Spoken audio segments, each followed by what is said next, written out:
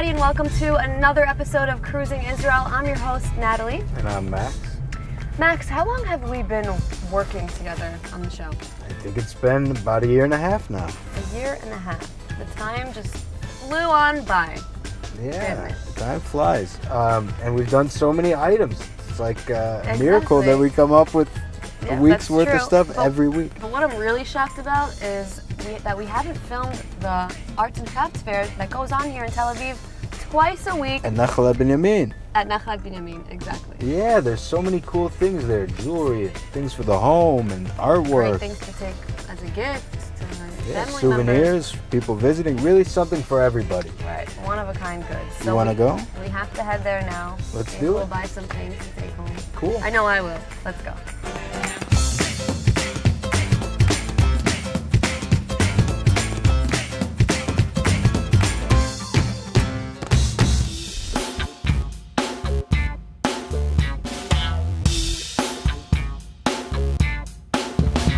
Anyone who's been to Israel knows how big of a part art and creativity plays in the local culture. And here at the Nachal Binyamin Arts and Crafts Fair, visitors have a chance to bring a piece of that creativity back home with them. Seems like this guy perfected the art of glass blowing. Seems like he's in the process of making some type of animal. Maybe we'll be back for the end result. It's really crazy what you could do with glass. This open-air street fair is the biggest of its kind in Israel and home to a stunning array of unique artworks and crafts created by artists from all over the country. Of course you're going to see the Rabbi Penguin. No surprise there. You'll also encounter street performers adding to the colorful and cultural atmosphere. Here we can find original handmade items created by over 200 artists who set up shop here twice a week for over 30 years. During the other weekdays, the stores that line the streets sell fabrics, home decor, and crafting materials inside historic buildings, some of which were built over a century ago. I absolutely love these soaps. They smell fabulous, and I love how they all come in different shapes and colors. What is it made out of? It's called aromatic soap. I cook it first. I cook the oil, and I play with the herb, and I make the smell, the formula of the smell. When Chantal is not at the fair selling her products, she's at her studio working on the soaps. Each is 100% handmade from start to finish, and include her own secret formula. Look at this beauty. Here you can see that she puts flowers and beads and all kinds of jewels inside the soap. As I was strolling around the market, I saw fascinating one-of-a-kind items from unique home decor to accessories I just couldn't resist trying on. Have a look. I love it. It's very comfortable, it's stylish. It adds another accessory to your outfit. Other possibilities. The market began with just a handful of artists selling their handcrafted goods, and you'll even still find them here today alongside a new generation of artists. And not just anyone can sell their items here. First, they must obtain a permit from a committee at Tel Aviv City Hall. כל הזמן היו פה דברים מיוחדים. יש פה אנשים שאומנים מטעם העירייה. אז הם בודקים דברים שלא מתיקים, שזה מיוחד. The vibrancy of the fair welcomes thousands of visitors each week. Tourists and locals alike can stroll around through the market and buy directly from the artists. I have these mosaic mezuzot. It's very nice. They have a lot of good merchandise. They have, it's a mass of people, which is actually kind of fun to be around. So you get bumped and you get knocked around. And it doesn't matter what kind of style you have, anyone could find something that's suitable for them, right? Yeah. We really enjoy coming here because you can find items that are very personal and can speak to you and resonate with you, and they're not mass-produced, but they're made by individual artists, and that's really a lot of fun to find things like that. Every artist here has his own unique style, and so it's not mainstream. It's really nice and unique, and I love alternative stuff. Many of the items can be engraved or otherwise personalized for the buyer, and the shoppers can choose from a seemingly endless array of items they'll only find here in Israel. So from far, this actually looks like ordinary Israeli treats, Israeli snacks, bamba and bisli, but it's actually a bag or wallet, right? Yeah, there are cases for makeup or pencil cases. And we're making wallets out of the wrappers and plastic bags. You don't see things like this all over the place. This is a crembo, right? The Israeli chocolate treat crembo with the cream inside. What else do we have here? Another kind of bamba. Some very popular stuff, for example, is the Gold Star, the Israeli beer. Everyone grew up on this in Israel, right? Yeah, and of course the Coca-Cola in Hebrew. Now the crembo wrapping is very delicate. It's very easy to rip. How did you get it so smooth on the plastic? So we have to be very careful when we cut it. We cover it in the end with transparent plastic, and with the sewing machine we make it really strong. The fair is surrounded by restaurants, shops, bars, cafes, and even the food market. People could walk around for hours and just explore the streets. Now we're headed to a restaurant with a pretty unique concept, first of its kind in Tel Aviv. Gym 22, situated in the very center of the Yemenite Square, serves up delicious chef cuisine crafted from fresh, local ingredients.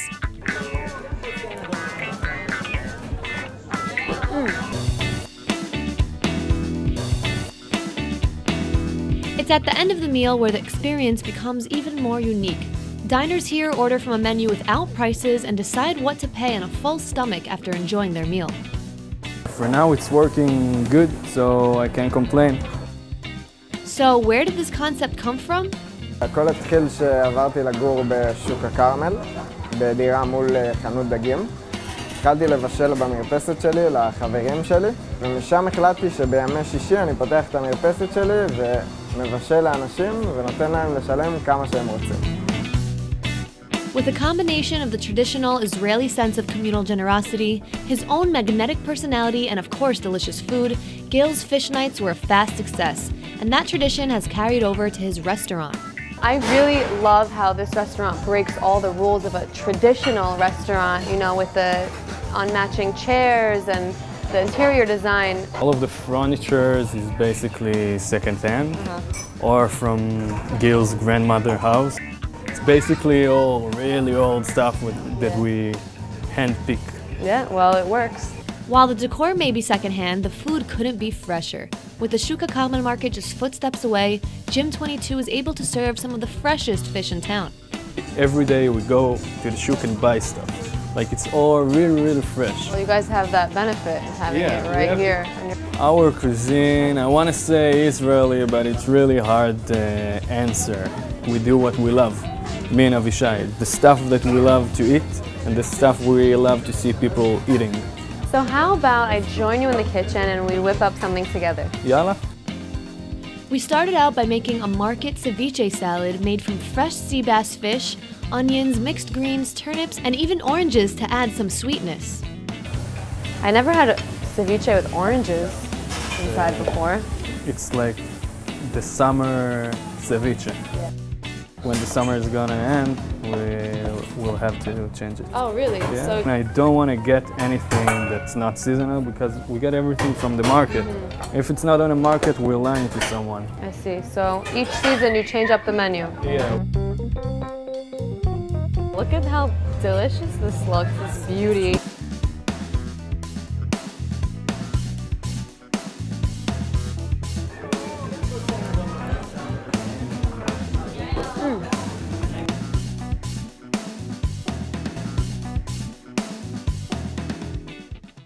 Max, that food was delicious. Yeah, those guys know what they're doing over there, and they're serving up some really tasty food. And it's a really unique concept. You see it a lot happening in the States, but in Israel, not as much. So I hope it works out for them. I'm sure it will, because the food is great. Yeah, it's good stuff. Yeah. So what are we doing next? What's our okay, now we're headed to one of the most beautiful boutique hotels in the world, Max. In the whole world? The whole world. Right here in Tel Aviv? Yep. Here in Tel Aviv. It's called the Norman Hotel. I'm not going to say too much, but there's a world-class restaurant, a great pool, lots of great things to do. I've heard great things about the Norman Hotel. It's supposed to be spectacular. We're going to check it out now? Let's do it.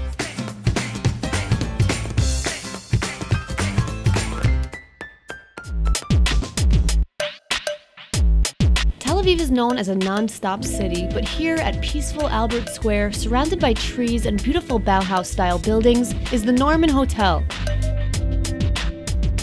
The many Bauhaus-style buildings in Tel Aviv were built in the first part of the 20th century and have even become a UNESCO World Heritage Site.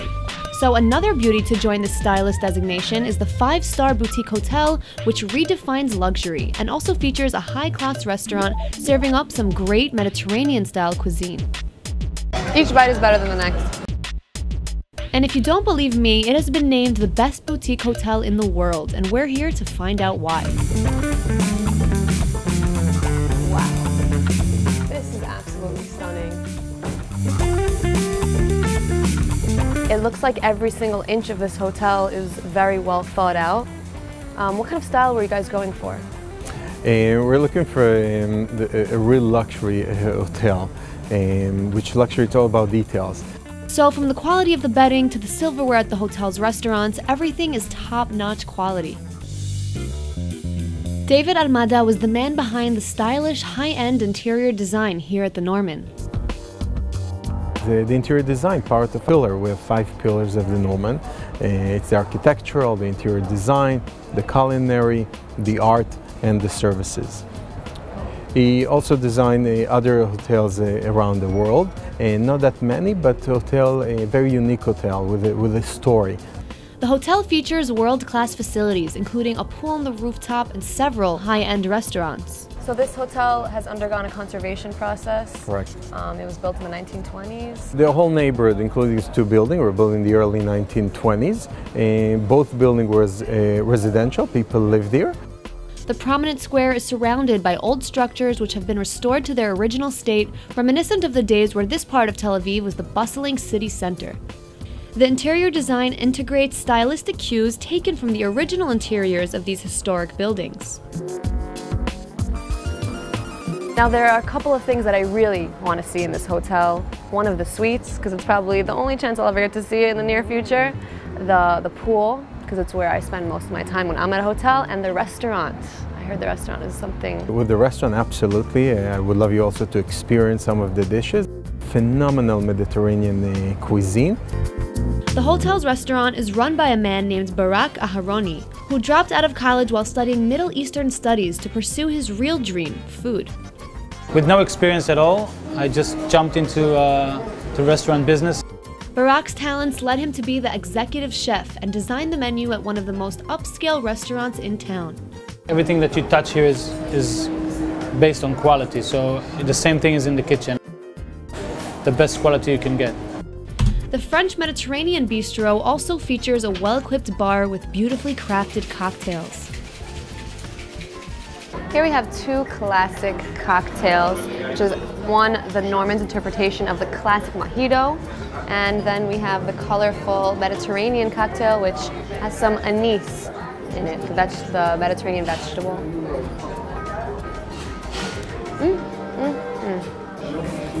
What a beauty! The menu is designed in a way that it should be offered to the table as a sharing, like a family-style dinner. There's an offering for everybody around the table. Everything here looks outstanding. Absolutely amazing. Tell us what we have in front of us. So you get 5 mezzen to your table. We have here tuna sashimi with the lime-infused yogurt. We have the cauliflower. It's jasper grilled in a charcoal oven. And you have it on zucchini and herbs puree with Meiri cheese. And here we have cabbage parcels. I know that Israelis love to eat salads, salads and more salads. Yeah. So and they like to wipe the salads with their bread. Now the entire menu is designed by you and only you. And what gave you the inspiration? Basically, it's the food that I like to eat. I like to eat stuff, very, very simple stuff. Okay, well, it's time to dig in.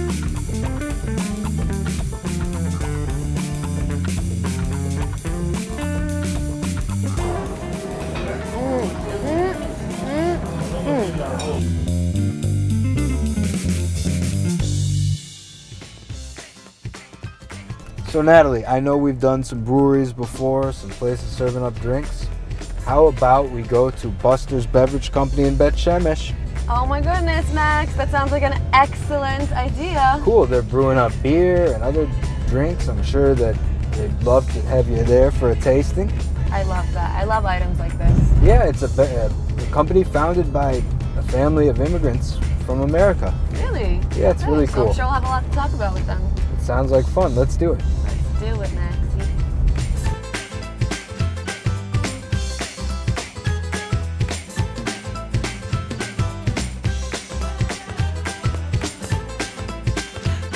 So we all know there's no shortage of up-and-coming microbreweries in Israel, and in the past couple of decades, the industry has been booming.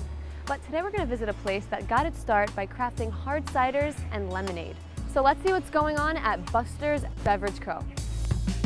Buster's Beverage Company is a family-run business based in Bet Shemesh, specializing in alcoholic ciders, lemonade, and now a recent addition to the list, beer.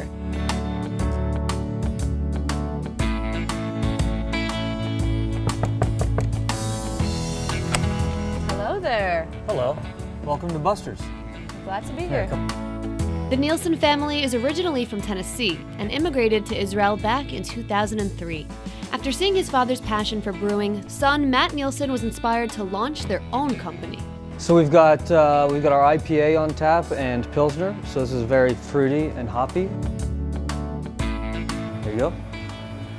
Thank you very much. You're welcome. Cheers. On Fridays, Buster's offers walk-in tours where visitors get to experience how the drinks are made and hear a little bit of the family's personal history. The family lived a simple and quiet life on the farm in America for most of their lives, until Denny decided it was time to fulfill his wife's dream of moving to the Holy Land. We literally sold the farm and we moved to Israel. We knew nobody here, we had no family here, we'd never even been here. But it was her dream, so here we are. And a courageous move that was. Fast forward to today and you'll find Buster's Beverage in pubs and restaurants all throughout the country. So you guys bottle and produce some pretty tasty beverages here at Buster's Beverage Co., right? Tell me about the drinks. Oh, we've got an amazing variety. I mean, we make 4 different beers, we make 3 different ciders, and 2 different hard lemonades. So Matt and I decided to head on to the back where the factory was to learn a bit about brewing alcoholic beverages. The process is very simple. There's 4 main ingredients to beer. Okay, there's water, grains, hops, and yeast. So during the brewing process is where we take the water and we take the grains in order to make a sugary soup or a cereal. So what is your dad up to right now? What is he doing? So right now we're doing a boiling process. And that's where we boil the wort, which is like a sugary water that we got from the grains. And during the boil, we add hops. Hops is one of the main ingredients in beer, and it adds the bitterness. Once the wort has been properly boiled, the resulting concoction is swirled in a whirlpool, forcing the solids to gather in the middle. The end result is a clean and tasty beer. And from here, it goes right into the fermenter, and it'll be there for about a month. The amount of time Buster's beers takes to ferment depends on the specific beverage being brewed in order to attain that perfect flavor. All right, so this is it's nice and dark. Thank you. It's unfermented beer. We call this wort. It's hot, and it should be very sugary. Well, it smells better than it tastes, you were right. Okay, so unfermented beer isn't the tastiest thing on earth, but once it's ready, it's clear to see why it's such a success. So this right here is our fermentation room. This is where all the magic happens. It's my favorite room in the whole factory. Ooh, it has a strong smell in here. What you're seeing right here, this bubbling, that's fermentation in action. Fermentation in a nutshell, it's basically yeast is eating sugars, may it be apples in cider or like a grain sugar for beer, which could even eventually be whiskey after distillation. But it doesn't matter, whatever is alcoholic in the world goes through fermentation. Fermentation tanks are designed to take in oxygen while releasing carbon dioxide. It's magical. So I bet the tasting is fun. Yeah, we get to taste every day. Every day. Just to make sure if everything is running smoothly, of course, and that fermentation is taking place in a healthy manner. 3 ciders. There's a dry cider, sweet cider, and spice cider. The cider features notes of honey, cinnamon, and cloves, making it a sweet and flavorful drink to sip on. I mean, lemonade with alcohol, what a great idea. Let's try it. Enjoy. Everything we do is very unique. We're the only cider producer in Israel, which makes us #1. We're the only alcoholic lemonade producer in the world that makes our lemonade with real lemons. And so special to us is making it with real products, real Israeli produce. And so this is what we do. So what makes Beverage beer so tasty? Well, my old man makes the recipes, and nobody makes beer like the old man.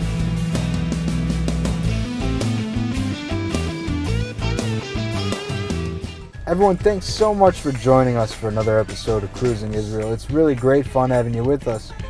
Don't forget to catch us next time as we cruise the country and show you the best Israel has to offer. Bye.